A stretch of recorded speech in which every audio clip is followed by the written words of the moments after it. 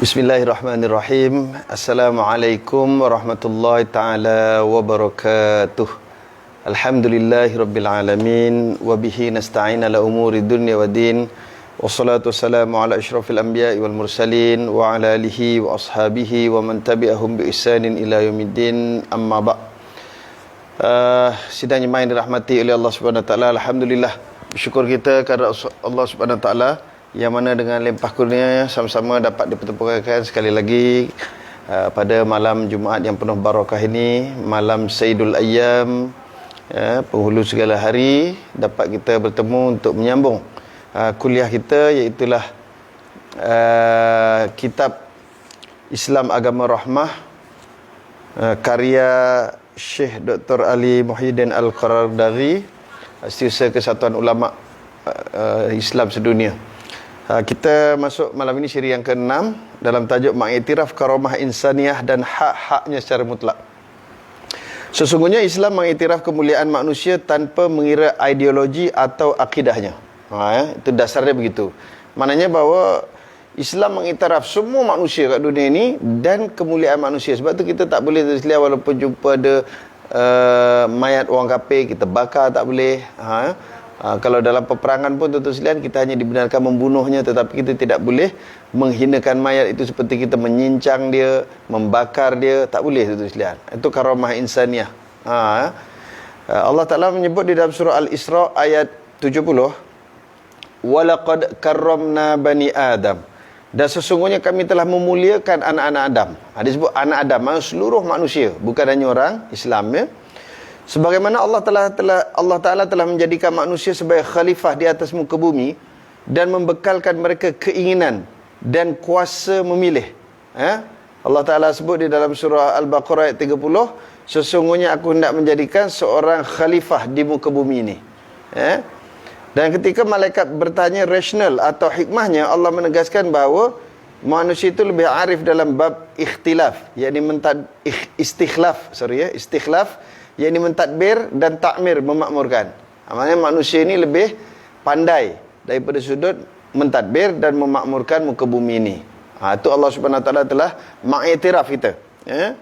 Allah Subhanahu Wa Taala juga telah memuliakan manusia dengan mengurniakan kebebasan kepada manusia di dalam kitab, di dalam bab akidah dan kepercayaan. Dalam surah Al-Baqarah ayat 256, tidak ada paksaan dalam menganut agama Allah Subhanahu Wa Taala. La ikraha fid din. Tidak ada paksaan dalam menganut agama Allah Ta'ala. Maknanya manusia ni dibagi pilihan. Siapa yang nak beriman silakan beriman, siapa yang nak kufur silakan kufur. Allah Ta'ala tak paksa. Allah Ta'ala tak paksa orang jadi wajib beriman.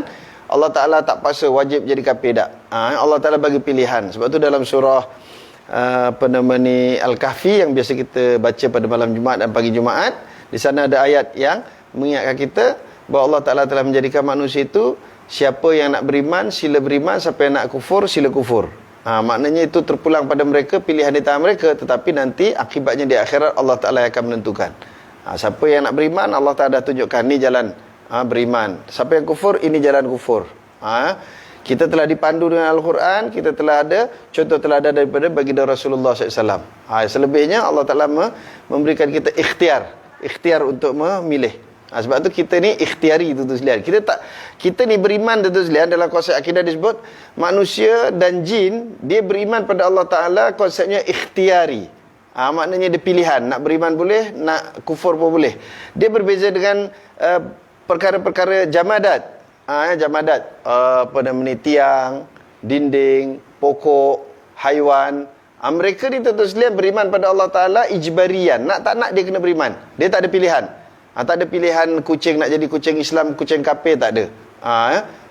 Kipas angin nak jadi Islam, kafir, tak ada. Dinding, apa. Semuanya makhluk Allah Ta'ala selain manusia dan jin sentiasa bertasbih, bertahmid kepada Allah Subhanahu Wa Ta'ala.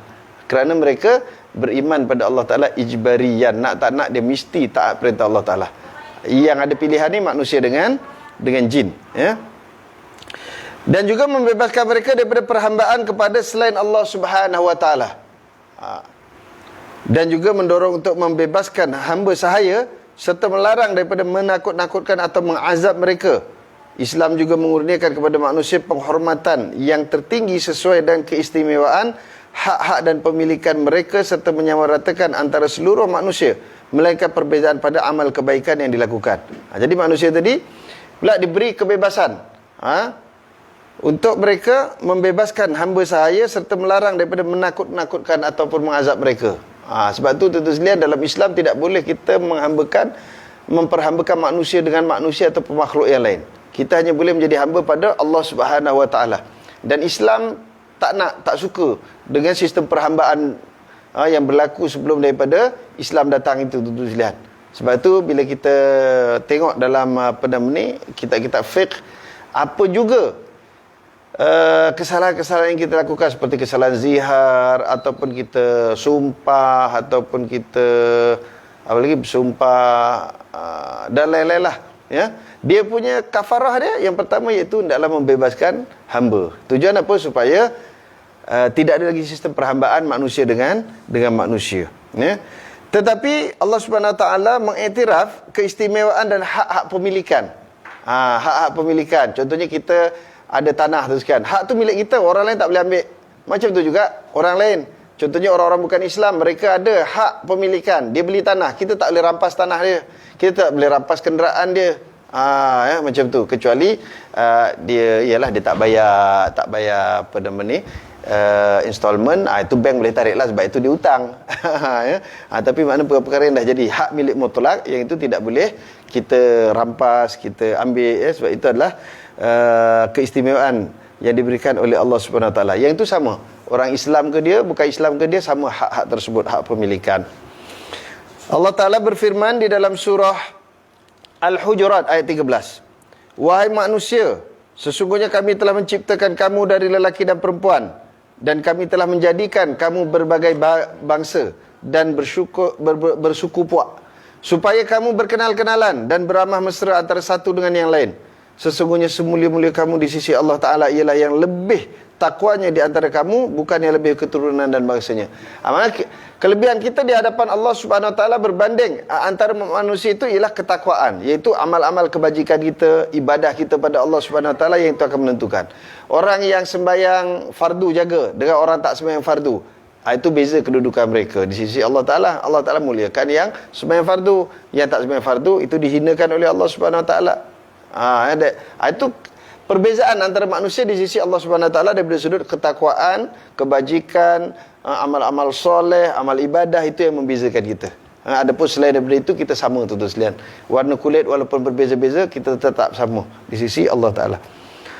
Allah Taala juga telah menetapkan tanggungjawab pribadi di dalam surah An-Najm ayat 38 hingga 39. Bahawa sesungguhnya seseorang yang boleh memikul tidak akan memikul dosa perbuatan orang lain, dan bahawa sesungguhnya tidak ada balasan bagi seorang melainkan balasan apa yang telah diusahakannya. La taziru waziratu wizra ukhra. Setiap orang itu dia tidak akan menanggung dosa orang lain, tuan-tuan sekalian. Sebab tu bila saya pernah baca satu risalah, tuan-tuan sekalian, di sebuah masjid di Shah Alam, ditulis apa? Orang perempuan selagi dia belum berkahwin, dosanya ditanggung oleh bapaknya. Kalau dia dah kahwin, ditanggung oleh suaminya. Kalau gitu syok lah, tuan-tuan sekalian. Orang perempuan tak ada dosa langsung, sebab apa? Dosanya ditanggung oleh orang lelaki. Kalau gitu kita pun tak mau, tuan-tuan sekalian. Sebenarnya bukan gitu, tuan-tuan sekalian. Orang perempuan yang dia melanggar peraturan Allah Subhanahu Wa Taala, dia tetap akan menanggung dosa kesalahan dia. Adapun orang lelaki itu ialah orang yang bertanggungjawab untuk mendidik, membimbing, mengasuh dia, iaitu orang lelaki seperti bapaknya. Jadi bapak tadi berdosa sekiranya apa? Sekiranya anak tadi tidak dididik. Contohnya menutup aurat, dia tak didik anak menutup aurat. Anak tak menutup aurat, anak tu dapat dosa kerana tidak menutup aurat, bapaknya dapat dosa kerana tidak mendidik anak dan menyuruh anak untuk menutup aurat. Berarti bukan bapak menanggung dosa anak, tak betul. Suami macam tu juga. Suami tu sekalian, tanggungjawab dia mendidik, membimbing, mengajar kepada isteri. Kalau isteri tu tak menutup aurat, isteri tetap dapat dosa. Suami dapat dosa kalau dia tak bimbing, dia tak didik. Tapi kalau dia dah bimbing, dah didik, tapi isteri degil juga, nak buat macam mana, tuan-tuan sekalian? Kan? Sama juga macam apa nama ni, bapak tadi. Kalau anak tu dah dididik, tapi anak tu degil juga, itu bukan salah bapak dia, tuan-tuan sekalian, kecuali bapak tak didik. Sebab Hidayah itu di tangan Allah Ta'ala. Kita boleh bimbing orang, kita boleh didik orang, kita boleh ajar orang. Soalnya dia dapat hidayah daripada Allah Ta'ala ataupun tidak. Sama macam seorang pelajar dengan guru dia. Kadang guru dah ajar macam-macam dah, tentu saja bukan dia tak ajar. Tapi budak tu dah jadi kurang ajar. Takkan kita nak salahkan guru juga? Jadi kita kena faham dalam konteks ini bahawa setiap orang bertanggungjawab terhadap dosa-dosanya yang dilakukan, dan tidak ada orang yang menanggung dosa orang lain. Tak ada istilah tanggung dosa orang lain. Dulu saya ada pernah tulis orang, tak apa saya tanggung dosa. Mana boleh tu sekian, tak ada orang boleh menanggung dosa orang lain. Ya, masing-masing akan membawa dosa masing-masing dan semuanya akan berhadapan dengan Allah Subhanahu Wa Taala. Ya. Jadi dosa pahala itu adalah tanggungjawab peribadi, bukan tanggungjawab orang lain nak pikul-pikul dosa orang lain, tak ada tu sekalian. Baik, seterusnya penyatuan agama-agama samawi pada asal usulnya daripada Allah Subhanahu Wa Taala. Ya, agama samawi, ya, Yahudi, Nasrani, itu semuanya asalnya datang daripada Allah Subhanahu Wa Taala. Islam dan agama samawi yang lain berpunca dari asal yang satu, iaitu wahyu ilahi, dan syariat Allah telah terbit dari ceruk lubang yang sama. Oleh sebab itulah Islam telah menyeru umatnya agar beriman dengan para rasul dan nabi terdahulu dan kitab-kitab yang diturunkan ke atas mereka. Ya, jadi Allah Subhanahu Wa Taala menjadikan agama nabi-nabi yang sebelum kita ni dengan kita ni sama juga. Semua agama samawi datangnya daripada Allah Subhanahu Wa Taala. Sebab tu dalam Islam, satu, kita beriman dengan Allah Taala, kemudian dengan malaikat, kemudian kita beriman dengan apa? Kitab-kitab orang yang terdahulu. Kitab Taurat, Injil, Zabur yang diturunkan oleh Allah Taala kepada nabi-nabi sebelum daripada Nabi Muhammad. Begitu juga tuan-tuan sekalian, syariatnya ada berbeza-beza daripada perkara-perkara yang hukum-hukum fiqahnya misalnya, tapi hukum akidah tak berubah tuan-tuan sekalian. Allah Taala Maha Esa tetaplah daripada nabi dulu sampai nabi sekarang, semuanya menganggap semuanya beriman bahawa Allah Taala itu Maha Esa. Tak ada siapa boleh bertukar-tukar. Islam dan agama samawi yang lain berpunca daripada asal yang satu, iaitu wahyu ilahi, dan syariat Allah telah terbit dari ceruk lubang yang sama. Oleh itu Islam telah menyeru umatnya agar beriman dengan para rasul dan nabi yang terdahulu. Jadi kita wajib beriman dengan para nabi dan para rasul yang terdahulu daripada kita. Kita tolak saja, tak beriman dengan mereka, kita boleh kufur dan terkeluar daripada Islam. Allah Ta'ala berfirman dalam surah Al-Baqarah ayat 136.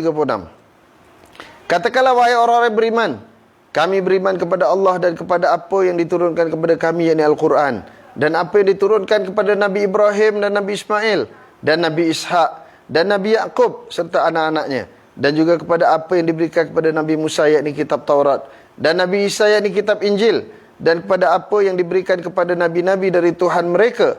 Kami tidak membeza-bezakan antara seorang pun dari mereka, sebagaimana yang kamu tahu, iaitu Yahudi dan Nasrani yang membeza-bezakannya. Dan kami semua adalah Islam, berserah diri, tunduk taat kepada Allah Subhanahu Wa Taala semata-mata. Jadi Allah Ta'ala sama aja pada semua nabi-nabi itu, tidak ada perbezaan. Yang membezakan ini ialah orang-orang Yahudi dan Nasrani itu sekalian. Ya, mereka boleh terima nabi-nabi sebelumnya, tapi mereka tak boleh terima Nabi Muhammad sallallahu alaihi wasallam. Tapi kenapa tu sekalian orang Yahudi ni dia tak boleh terima Nabi Muhammad sallallahu alaihi wasallam? Memang daripada kecil nabi kita dah tahu dah tu sekalian, melalui sirah perjalanan kehidupan nabi yang diceritakan kepada kita. Ingat tu sekalian, ketika nabi bertemu dengan masa dia kecil nak pergi berdagang ke Syam atau Syria dengan paman Abu Talib itu, kan berjumpa dengan Padri Buhairah. Padri itu kan sebut, dia tanya dengan Abu Talib, siapa bapak budak ni? Abu Talib kata, akulah, aku bapaknya. Padri itu kata, bukan, kau bukan bapak dia, dia kata. Kerana apa? Budak ni dia lahir dalam keadaan yatim. Kamu pasti bukan bapaknya. Lalu Abu Talib berkata, aku pamannya, aku yang menjaga dia.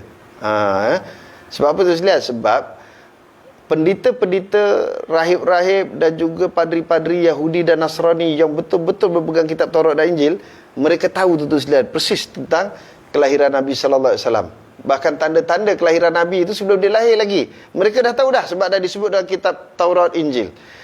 Lalu dia pesan pada paman Abu Talib supaya bawa Muhammad ni balik. Kata dia apa? Kalau nanti orang-orang Yahudi tahu, pasti dia akan dibunuh. Kenapa tu sekalian? Sebab orang-orang Yahudi ni dia menunggu-nunggu Nabi akhir zaman, dan mereka menganggap bahawa Nabi akhir zaman itu ialah di kalangan orang Bani Israel. Tiba-tiba Nabi bukan di kalangan Bani Israel, tapi Bani Ismail, berketurunan Arab. Itu yang dia naik angin tu, dia tak boleh terima tu sekalian. Tu orang Yahudi. Sebab tu kalau tuan-tuan tengok, kenapa di Madinah ada orang Yahudi? Sedangkan tuan-tuan sekalian, orang Yahudi ni ataupun Bani Israel ni tinggalnya dia di Palestin. Kenapa ada orang Yahudi ketika mana Nabi sampai ke Madinah sekalian? Kerana ketika mana Nabi Allah Musa AS mengerjakan haji di Mekah, ketika mana dalam perjalanan balik, puak-puak Yahudi ni kata pada Musa, dia tak mau balik. Sebab apa? Dia nak tunggu Nabi yang terakhir yang akan diutus oleh Allah Ta'ala ke bumi Madinah. Itu sebab mereka terus tinggal di Madinah dan menanti-nanti kehadiran Nabi SAW. Bahkan ada 2 orang padri besar tentu sekalian daripada Najran yang telah awal datang ke Madinah, kerana dia tahu tentu sekalian di dalam kitab Taurat bahawa Nabi Muhammad SAW akan diutuskan di suatu tempat yang mana tempat itu subur dengan buah tamar. Tak ada tempat lagi yang lebih subur daripada pokok-pokok tamar tentu sekalian, melainkan di Madinah. Sebab tu mereka datang di Madinah. Cuma sebelum sempat Nabi sampai, mereka berdua telah meninggal dunia tentu sekalian. Dan juga kalau tuan-tuan ingat lagi, sahabat Nabi yang bernama Salman Al-Farisi. Bukan orang Paris ya, Salman Al-Farisi, orang Parsi. Salman Al-Farisi tentu sekalian di Iran, di Parsi ketika itu ya, Iran. Dia telah telah bertemu dengan gurunya, iaitu seorang padri besar Nasrani, dan padri itu bagi tahu. Apa katanya? Dia bagi tahu, wahai Salman, nanti setelah mana aku mati, hendaklah kamu pergi satu tempat, carilah seorang lelaki bernama Ahmad. Sebab dalam kitab Taurat, dalam Injil disebutkan nama Nabi Muhammad itu ialah Ahmad. Carilah Ahmad, dia adalah Nabi yang terakhir yang diutus oleh Allah Subhanahu Wa Taala. Lalu Salman Al-Farisi bertanya dengan padri tadi, macam mana nak kenal dengan orang yang bernama Muhammad? Salman bagi tahu, orang itu menerima hadiah tetapi tidak menerima sedekah. Sedekah artinya tidak boleh menerima duit zakat. Nabi dan keturunan Bani Hashim tidak boleh makan duit zakat. Jadi bila pergi-pergi, atau yang jumpa Nabi Muhammad. Banyak tu kisah-kisah di mana padri-padri besar tahu benar akan kelahiran Nabi Muhammad sallallahu alaihi wasallam melalui tanda-tandanya. Tengok, maknanya kita disuruh oleh Allah Taala untuk mengiktiraf Nabi-Nabi sebelumnya, termasuklah Nabi-Nabi yang diakui oleh orang-orang Bani Israel, tetapi mereka sendiri tidak mahu mengakui kerasulan Nabi Muhammad sallallahu alaihi wasallam. Alhamdulillah ya Ustaz YB Ustaz Samsul Firdaus bersama-sama kita pada malam ini. Ada rakan-rakan yang lain, Syam Bedal pun ada. Haji siapa ni? Haji Nasruddin pun ada. Ramai ya, alhamdulillah. Baik, kita sambung lagi tuan-tuan sekalian dalam surah Al-Baqarah ayat 285. Allah Ta'ala berfirman yang maksudnya Rasulullah telah beriman kepada apa yang diturunkan kepadanya dari Tuhannya, dan juga orang-orang yang beriman. Semuanya beriman kepada Allah dan malaikat-malaikatnya dan kitab-kitabnya dan rasul-rasulnya. Mereka berkata, kami tidak membezakan antara seorang dengan yang lain rasul-rasulnya. Mereka berkata lagi, kami dengar dan kami taat. Kami pohonkan keampunanmu, wahai Tuhan kami, dan kepadamu jugalah kami tempat kembali. Allah juga telah menerangkan bahawa dia telah mensyariatkan kepada umat ini asas-asas syariah seperti mana yang disyariatkan ke atas nabi-nabi yang lain. Dalam surah Asy-Syu'ara ayat 13, Allah Ta'ala berfirman, Allah telah menerangkan kepada kamu di antara perkara-perkara agama yang ia tetapkan hukumnya, apa yang telah diperintahkannya kepada Nabi Nuh dan yang telah kami wahyukan kepadamu, wahai Muhammad, dan juga yang telah kami perintahkan kepada Nabi Ibrahim dan Nabi Musa serta Nabi Isa, iaitu tegakkanlah pendirian agama dan janganlah kamu berpecah belah atau berselisih pada dasarnya. Ini arahan daripada Allah Subhanahu Wa Taala kepada seluruh nabi-nabi bahawa mereka hendaklah bersatu dan jangan berpecah belah ataupun berselisih pada dasar agama. Dasar agama apa dia terlihat, iaitulah rukun-rukun iman, itulah dasar agama kita.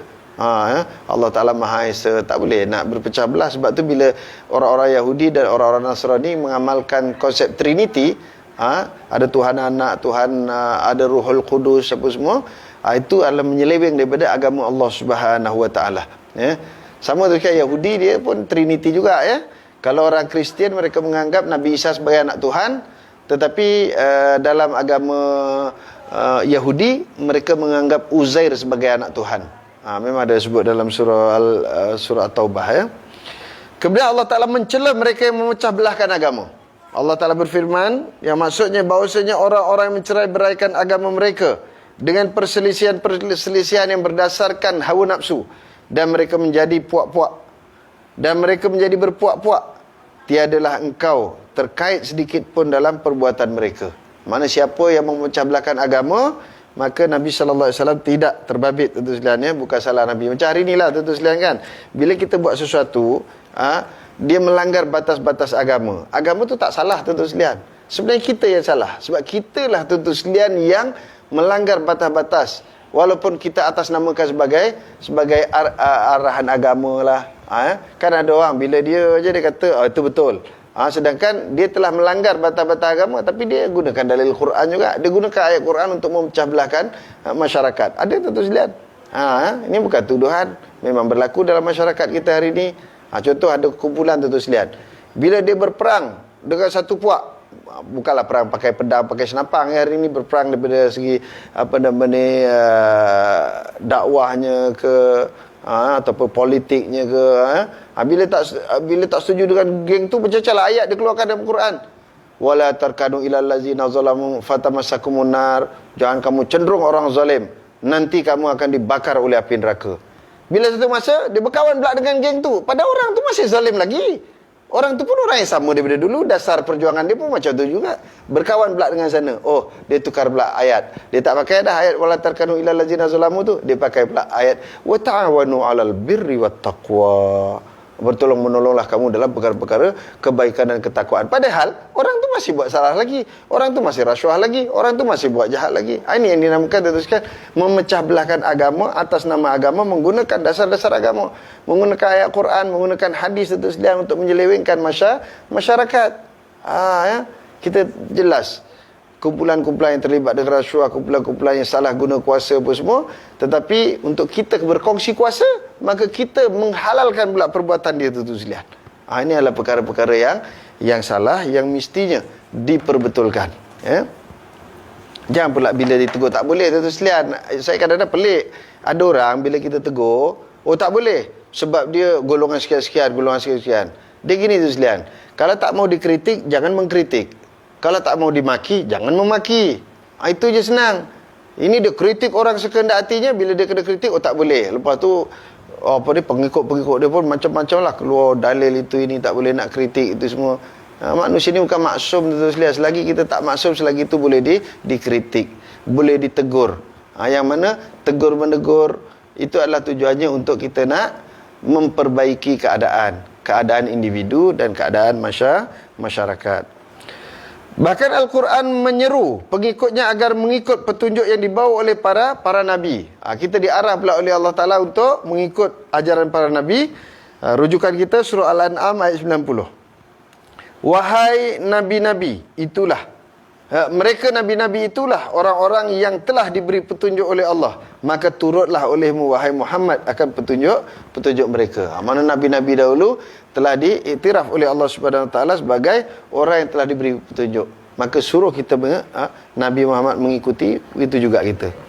Tambah lagi sesungguhnya Al-Quran telah menggunakan lafaz Islam sebagai sebuah lafaz yang serupa, dikongsi bersama oleh agama-agama samawi melalui lidah majoriti para nabi.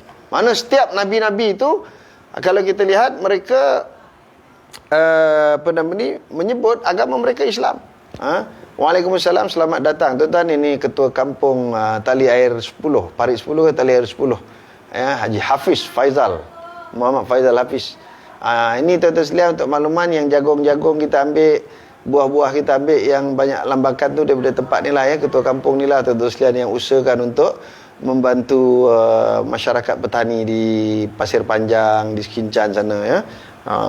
Dan saya tolong jualkan di sini, alhamdulillah. Baik, seterusnya Nabi Allah Ibrahim AS dalam surah Al-Baqarah ayat 131. Allah Ta'ala berfirman, maksudnya ingatlah ketika Tuhannya berfirman kepadanya, serahkanlah dirimu wahai Ibrahim. Nabi Ibrahim menjawab, aku serahkan diri, yakni tunduk taat kepada Tuhan yang memelihara dan mentadbir sekalian alam. Wa nahnu lahu muslimun, katanya kan. Sesungguhnya aku orang yang berserah diri ya. Allah Ta'ala, Nabi Ibrahim berserah diri pada Allah Subhanahu Wa Ta'ala. agama Islam, ya. Nabi Yakub dan keturunan baginda. Nabi Yakub ni tuan-tuan sekalian ada nama lain, ya. Nama lain dia ialah Israel. Yang orang panggil Bani Israel tu anak cucu Israel. Tu yang dekat apa nama ni, Palestin tu, yang menjajah tu, Zionis tu, ya. Itu Bani Israel tu, bukan Israel. Israel tu Nabi Yakub. Dia ni anak keturunan cucu-cucu Nabi Yakub. Tu dinamakan Bani Israel. Yang Israelnya Nabi Yakub, ya. Demikianlah wasiat Nabi Yakub. Bukan sebagaimana yang kamu katakan itu, wahai orang-orang Yahudi. Kamu tiada hadir ketika Nabi Yakub hampir mati. Ketika ia berkata kepada anak-anaknya, apakah yang kamu akan sembah sesudah aku mati? Mereka menjawab, kami menyembah Tuhanmu dan Tuhan datuk nenekmu Ibrahim dan Ismail dan Ishak, iaitu Tuhan yang Maha Esa, dan kepadanya lah sahaja kami berserah diri dengan penuh keimanan. Itu disebutkan oleh Nabi Allah Yakub. Wa wasab ya Ibrahim banihi wa Yaqub, ya bani ya innallaha astafa lakumuddin fala taku lupa pula ujung sekalian. Fala taku. Tak apa, nanti dah lama tak baca pendek-pendek ayat ni jadi terlupa, minta maaf, ya. Mana berwasiat Nabi-Nabi dulu, Nabi Ibrahim, Nabi Yaqub, Nabi Ismail, Nabi Ishak kepada anak cucu mereka. Pesannya apa tuan-tuan sekalian? Kalau aku mati nanti kamu nak sembah apa? Ya. Kalau bapak nak mati nanti kamu nak sembah apa? Tapi kita hari ni tuan-tuan sekalian, kalau nak mati tanya anak, esok kamu nak duduk nak duduk mana, nak cari rumah mana, nak bagi-bagi duit macam mana. Kadang-kadang lah adalah. Kadang-kadang bapaknya belum mati pun dia dah gaduh dah tuan-tuan sekalian. Tengok bapak kan, tu dalam drama banyak. Tapi berlaku dalam drama, berlakulah realiti tuan-tuan sekalian. Fala tamutunna illa wa antum muslimun. Sadaqallahul azim. Terima kasih baby, tolong ingatkan. Jangan kamu mati kecuali kamu semua dalam Islam. Tuan-tuan sekalian, itu pesanan daripada para nabi dulu kepada anak-anak mereka. Jadi sebab itu kita tuan-tuan sekalian hendaklah mengajar anak-anak kita daripada anak kecil lagi, ya, supaya mereka sentiasa mempunyai akidah yang benar. Didik bab akidah di mula-mula tu sekalian, kena ajar dulu bab akidah kepada mereka. Tu sebab bila Nabi berada di Mekah, Nabi menguatkan keimanan pada masyarakat Mekah ketika itu terlebih dahulu. Dah imannya dah kuat, kemudian barulah datang ajaran-ajaran syariatnya. Itu yang kewajipan puasa, kewajipan sembahyang, kewajipan kewajipan bayar zakat, itu semua selepas mana dikuatkan akidahnya terlebih dahulu sekalian. Dah akidah komplit, barulah turun kefarduan sembahyang. Itu satu-satunya perintah Allah Ta'ala yang diturunkan di Mekah itu sekalian. Yang lain kebanyakannya diturunkan di Madinah. Baik, natijahnya mengiktiraf agama samawi yang tulen dan seluruh Nabi dan Rasul sama ada yang disebut atau tidak disebut oleh Al-Quran, dan memberi ruang kepada penganut-penganutnya untuk hidup di bawah naungan Islam. Jadi yang pertama tuan-tuan sekalian, bahawa Islam mengiktiraf semua agama samawi yang tulen, seluruh Nabi-Nabi sama ada Nabi yang disebut namanya dalam Quran ataupun tidak, sebab ada Nabi-Nabi yang namanya tidak disebut di dalam Al-Quran. Semuanya itu tujuannya untuk apa tuan-tuan sekalian? Memberi ruang kepada penganut-penganutnya untuk hidup di bawah naungan Islam. Jadi orang-orang Yahudi dan Nasrani juga boleh tinggal hidup bersama di bawah naungan Islam, ya. Yang kedua, berinteraksi secara toleransi dengan non-Muslim tanpa elemen ikrah, paksaan, dan tidak, yakni pencerobohan ataupun melampaui batas. Jadi maknanya apa sekalian? Kita berinteraksi, berhubungan dengan mereka tanpa ada paksaan. Tak boleh paksa dia orang ikut agama kita. Tapi hari ni tuan-tuan sekalian, kadang-kadang kalau kita tengok rakan-rakan kita, saya banyak baru ni bulan Ramadan pun saja telefon-telefon kawan, yalah nak jumpa tak boleh kan, PKP tu sekalian kan. Telefon, ada puasa ke? Puasa, ramai tuan-tuan sekalian yang puasa. Dan kebetulan saya ada masa tu ada majlis, masa tu bukan PKPD, ya. PKP sekalian, boleh ada majlis-majlis buka puasa kecil-kecil boleh, tak boleh banyak-banyak sangat kecil kan. Ada satu YB buat majlis itu sekalian, kebetulan ahli parlimen di tempat itu Kristian. Ya. ahli parlimen Kristian, dengan pembantu dia juga Kristian, dia datang. Tapi sebelum saya datang tu, saya dah study dululah tuan-tuan sekalian tentang perbezaan puasa, puasa Islam, puasa orang Masihi, puasa orang Buddha, puasa orang Hindu, puasa agama-agama lain. Semua saya study, saya baca, dan saya bentangkan depan dia orang. Bila kita orang nak makan tu, you makan dulu lah. Kami pun puasa juga. Dia pun puasa juga tu sekalian, orang bukan Islam. Orang Kristian pun berpuasa juga. Cuma puasa mereka sekarang tidak wajib macam dulu. Dulu masa mula-mula puasa mereka wajib. Bila Nabi Isa AS dah diangkat ke langit, mereka anggap Nabi Isa tu mati, mereka berpuasa tujuan untuk nak memuliakan Nabi Isa, begitulah. Kerana Nabi Isa kononnya disalib. Kemudian mereka pula berpuasa, puasanya tak makan daging, tak makan benda-benda bernyawa. Tapi mereka boleh makan makan sayur, makan buah boleh. Itu cara mereka. Sekarang pula dah tak wajib langsung. Saya tanya, wajib lagi ke puasa? Tak ada wajib. Tapi tentu saya arti je, kadang-kadang boleh kita mengajak mereka untuk bersama-sama kita, dan mereka juga mula untuk mempelajari tentang agama Islam. Alhamdulillah, tadi tentu sekalian saya tengok satu visual pemain pemain rugby New Zealand lawan Australia. Ketika mana New Zealand menang, tuan-tuan sekalian, ada satu budak meluru daripada tempat duduk bersama mak dia pergi ke padang, tuan-tuan sekalian, nak jumpa pemain rugby ni, Kemudian ditangkap oleh pengawal, tetapi ada satu orang, saya tak ingat nama dia, tuan-tuan sekalian, pemain rugby tu di Islam. Tahun 2008 dia masuk Islam, tuan-tuan sekalian. Dia pegang budak ni kan, dia halang daripada ditangkap oleh pengawal tu, kemudian dia ajak bergambar, kemudian pakaikan dia pingat yang dia punya tu, bagi hadiah, tuan-tuan sekalian, kat budak tu. Tuan-tuan sekalian, Masya Allah. Esoknya tuan-tuan sekalian, diceritakan dalam berita tu, ramai orang-orang New Zealand beli buku-buku berkaitan Islam, tuan-tuan sekalian. Sebab mereka nak tahu tentang Islam. Tengok orang ni dulu sebelum Islam lain, sekarang dah Islam lain, berbeza. Pastinya apa? Islam tadi mengubah diri dia menjadi lebih baik. Ini cara dia, tuan-tuan sekalian. Jadi macam-macam cara lah. Saya juga sebenarnya tengok visual, tuan-tuan sekalian, bagaimana beberapa muslimah kita di Eropah. Apa dia buat, tuan-tuan sekalian? Dia bawa tudung, tudung bawa. Kemudian jumpa orang-orang bukan Islam, dia kata, boleh tak sekejap, dia kata, saya nak bagi kamu pakai ni, kata dia. Dia pakaikan tudung, kemudian letak cermin, tuan-tuan sekalian. Masya Allah, tuan-tuan sekalian. Orang-orang perempuan non-Muslim tadi yang sebelumnya tak pakai tudung, bila pakai tudung, wajahnya nampak kelihatan lebih cantik, tuan-tuan sekalian. Tu makna nak tunjukkan kepada orang bahawa cantiknya Islam tu tadi. Jadi caranya pelbagai lah, tuan-tuan sekalian. Sebab tu kita tak boleh nak kritik, jalan si pula tak betul, jalan si pula tak betul. Jangan.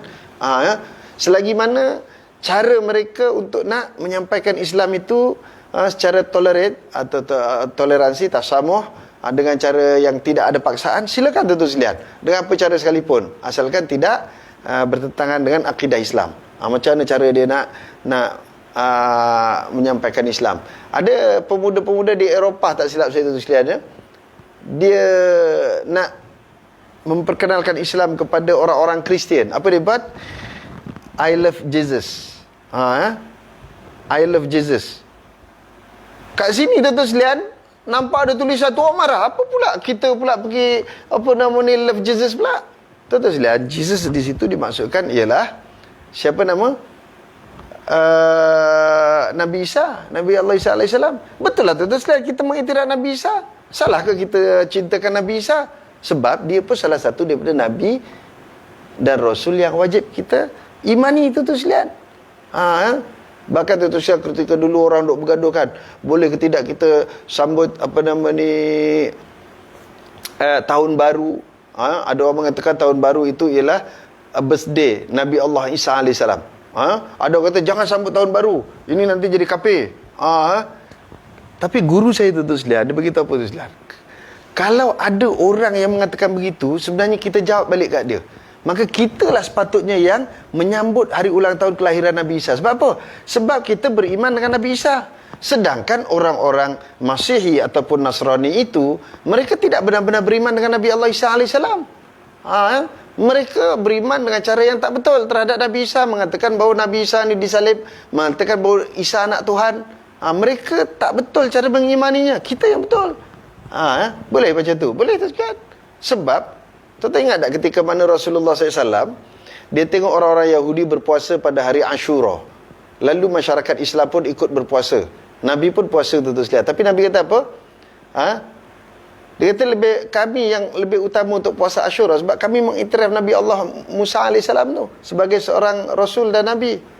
Cuma Nabi tambah, kata dia, aku lebih suka puasa hari yang ke-9 dan ke-10. Ditambah hari Tasu'a, hari Ashura. Sebab apa? Untuk membezakan puasa umat Islam dengan orang Yahudi. Baik, dalam Quran disebut la ikraha fiddin, tiada paksaan dalam agama. Mana kita tidak boleh memaksa orang untuk menganut agama Islam. Kalau kita jumpa orang, kau tak masuk Islam, aku pancung, dia masuk Islam, Islamnya tak sah Islam. Sebab dia masuk Islam kerana terpaksa. Tapi cuma benda dalam hati ni kita tak tahu tu sekalian. Teringat lu dalam sahabat pernah dalam peperangan, orang tu berlawan kan dengan seorang sahabat lah, saya tak ingat dalam sahabat tu, lawan, kawan tu jatuh, terus nak dipancung. Bila nak dipancung, dia mengucap asyhadu alla ilaha illallah wa asyhadu anna Muhammad Rasulullah. Tapi sahabat Nabi tetap pancung juga sekalian. Jadi ada sahabat kita, ya Rasulullah, si fulan telah membunuh seorang Muslim. Nabi tanya, apa ceritanya? Orang ni ceritalah, dia kata tadi dia lawan dengan aku, dia nak bunuh aku pun lawan, dia tumbang. Bila aku nak pancung, dia mengucap syahadah. Dia takut matilah tu, dia takut mati, sebab tu dia mengucap syahadah. Aku pancung lah. Nabi kata, mana kamu tahu? Kamu dah belah dadanya? Ya Allah, dia tanya dah belah dadanya. Maknanya ikhlas tak ikhlas tu dalam hati tu sekalian.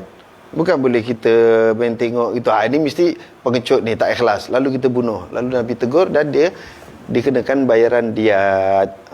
Kerana apa? Membunuh seorang Muslim. Kemudian Allah Subhanahu Wa Taala berfirman lagi dalam surah Al-Ghashiyah ayat 21-22. Oleh itu berikanlah sahaja peringatan wahai Muhammad, kerana sesungguhnya engkau hanyalah seorang Rasul pemberi ingatan. Bukanlah engkau seorang yang berkuasa memaksa mereka menerima ajaran Islam yang engkau sampaikan itu. Jadi Nabi pun begitu tu sekalian. Bukan Nabi yang memberi hidayah. Nabi itu kerjanya menyampaikan saja. Yang memberi hidayah ialah Allah Subhanahu Wa Taala. Kita begitu juga tu sekalian.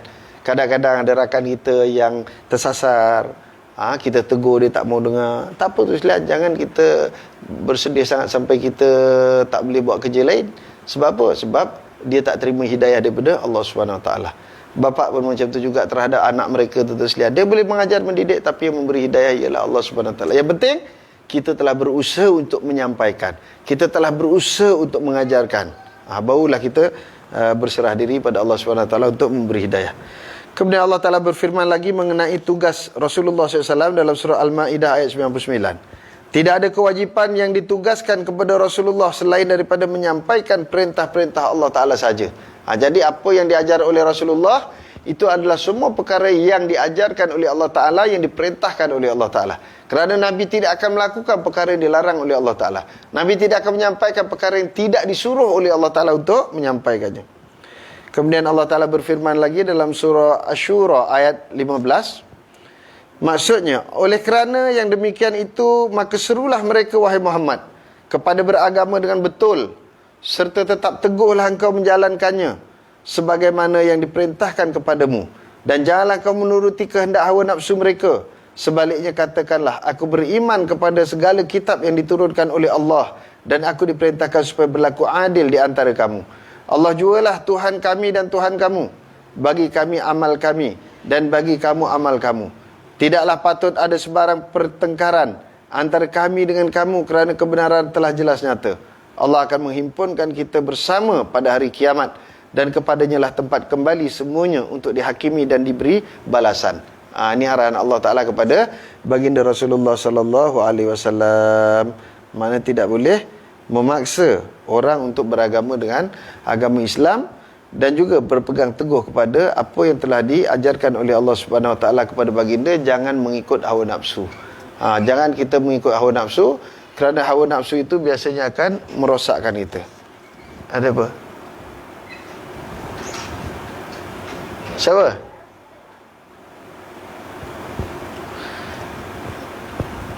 Makna ini juga ditegaskan lagi di dalam ayat Madaniyah surah Ali Imran ayat 20. Dan bertanyalah wahai Muhammad kepada orang-orang Yahudi dan Nasrani yang diberi kitab dan orang-orang yang ummi, yakni orang-orang musyrik Arab. Disebut ummi sebab apa? Sebab kebanyakan mereka adalah buta huruf, tidak boleh membaca, tidak boleh menulis. Sudahkah kamu mematuhi dan menurut agama Islam yang aku bawa itu? Kemudian jika mereka memeluk Islam, maka sebenarnya mereka telah memperoleh petunjuk. Dan jika mereka berpaling tidak mau menerima Islam, maka sesungguhnya kewajipanmu hanyalah menyampaikan dakwah Islam itu. Dan ingatlah Allah sentiasa melihat tingkah laku sekalian hambanya. Ini diingatkan lagi oleh Allah Ta'ala tuan-tuan sekalian, bahawa Nabi SAW diarah untuk menyampaikan agama kepada orang-orang Bani Israel, Yahudi dan Nasrani, dan begitu juga kepada orang-orang Arab yang sebelum itu mereka tidak punya agama. Lalu Allah Ta'ala kata kepada mereka apa? Ajar mereka. Kalau mereka nak beriman, silakan. Kalau mereka tak beriman pun, kamu jangan putus asa, teruskan macam biasa. Maknanya kerja kita ialah menyampaikan, mengajar. Itu saja tuan-tuan sekalian. Selebihnya kita serah pada Allah Subhanahu Wa Taala. Dari aspek praktikal, pada pula Perjanjian Madinah yang dikategorikan sebagai perlembagaan negara Madinah yang dihuni oleh penduduk yang berbilang dari segi agama Islam, Yahudi dan musyrik. Dan dari ini penduduk Madinah. Madinah ni dia multiracial juga macam kita tuan-tuan sekalian. Multiracial dan juga agamanya berbilang-bilang. Ada orang Islam, ada Yahudi, ada musyrik. Kemudian ada pula kabilah-kabilah yang begitu banyak. Kabilah Al-Qahtan, Al-Adnan, Al-Yahud.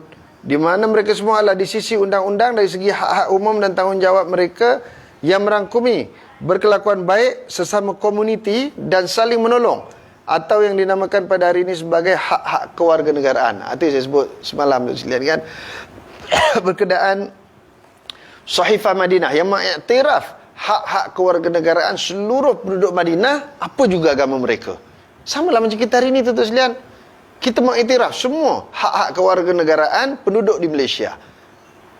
Islam ke, bukan ke, itu bukan soalnya. Soalnya sekarang ialah hak-hak kewarganegaraan tuan-tuan sekalian. Semua sama mengikut apa yang telah dipersetujui di dalam perlembagaan. Maknanya ada pula hak-hak keistimewaan orang Melayu, itu hak kita sebagai bumi putera di sini. Orang Cina India tak boleh nak mempertikai. Macam tu juga hak-hak orang bukan Islam seperti hak pendidikan dan lain-lainnya, kita tidak boleh mempertikai sebab mereka adalah warga negara. Atau yang dinamakan pada hari ini sebagai hak-hak kewarganegaraan. Sesungguhnya pentadbiran Islam konsisten memelihara hak-hak zimmi dan muahad, dan mereka diberikan kedudukan yang sepatutnya sampai tahap ada dalam kalangan mereka yang memegang jawatan-jawatan penting dalam pentadbiran kerajaan. Jadi orang kafir ni ada beberapa jenis tuan-tuan sekalian, ada beberapa istilah ya. Satu istilah yang digunakan oleh Nabi Muhammad sallallahu alaihi wasallam bagi kategori non-muslim yang berada di bawah pemerintahan Islam dan dikehendaki membayar cukai jizyah. Yang ni yang dinamakan sebagai kafir zimmi. Orang zimmi dia tinggal dalam negara Islam, dia bayar cukai jizyah. Dia terbela haknya tuan-tuan sekalian.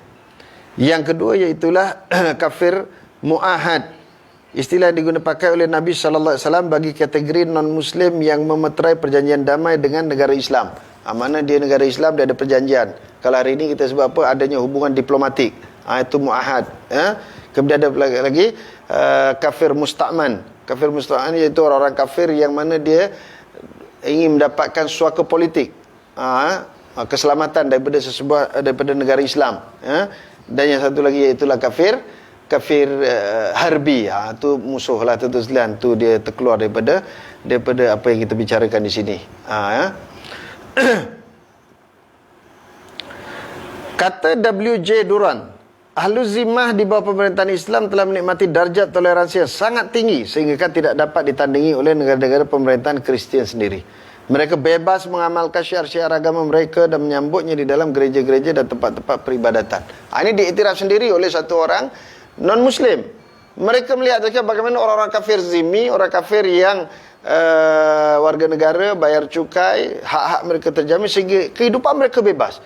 Mereka boleh menyambut perayaan mereka di gereja, mereka boleh beribadah di gereja. Berbeza dengan pemerintahan orang-orang Masihi sendiri yang mana orang-orang Islam sering tertindas di kalangan mereka. Tuan-tuan tengok orang-orang Islam di Armenia dulu kan. Itu yang berlaku konflik di Balkan. Armenia, Azerbaijan berperang tuan-tuan sekalian. Kemudian apa nama ni? Kroasia dengan apa lagi, Bosnia, Herzegovina. dengan Bosnia tu apa yang bunuh dia tu sekalian. Tu mana di negara orang Kristian dan orang-orang bukan Islam, orang Islam sering tertindas sekalian. Tetapi di negara orang Islam biasanya orang-orang bukan Islam semuanya hidup dalam keadaan aman dan sejahtera. Jadi kita harap tuan-tuan sekalian di dalam negara kita begitu juga. Kita orang Islam majoriti tuan-tuan sekalian, kita tidak boleh menggunakan kemajoritian itu untuk kita membunuh orang, menzalimi orang-orang bukan Islam. Ya, YB, Serbia. Orang Serbia bunuh orang Islam, rogol orang Islam tuan-tuan sekalian. Tapi itulah tuan-tuan sekalian apa yang berlaku. Ketidakadilan berlaku tuan-tuan sekalian. Bila mana orang Islam dizalimi, dibunuh, PBB pun diam. Negara-negara dunia ni semua senyap. Tapi kalau orang kafir terbunuh seorang dalam letupan, belum lagi tangkap pelakunya pun. So, teroris Islam. Ini yang berlaku tu sekalian. Tapi kita tak bolehlah ikut macam mereka tu sekalian. Kita orang Islam. Jadi bila orang Islam, kita ikutlah cara kita. Kita tegakkan keadilan. Mudah-mudahan dan kebaikan yang kita lakukan, akhirnya mereka tentu sekalian akan memeluk agama Allah Subhanahu Wa Taala.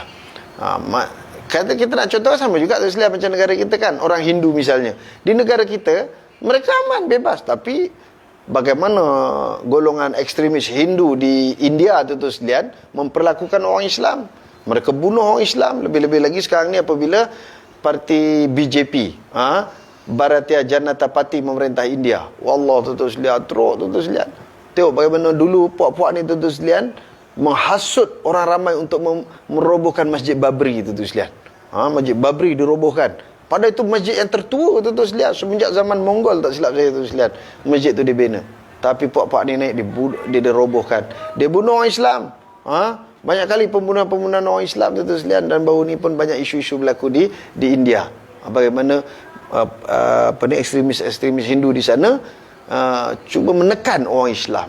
Tapi Alhamdulillah dalam negara kita tentu sekalian, walaupun umat Islam majoriti, tetapi kita tidak pernah tentu sekalian melakukan kezaliman dan penindasan terhadap penganut-penganut agama lain dan bangsa-bangsa yang berbeza dengan kita. Mudah-mudahan ianya kekal tentu sekalian dan bertambah baik hubungan dan interaksi kita sesama Muslim dan non-Muslim dalam tanah air kita sebagai satu rahmah daripada Allah Subhanahu Wa Taala agar ianya akan berterusan hingga ke anak cucu kita nanti insya-Allah. Insya-Allah tuan-tuan setakat ini dulu.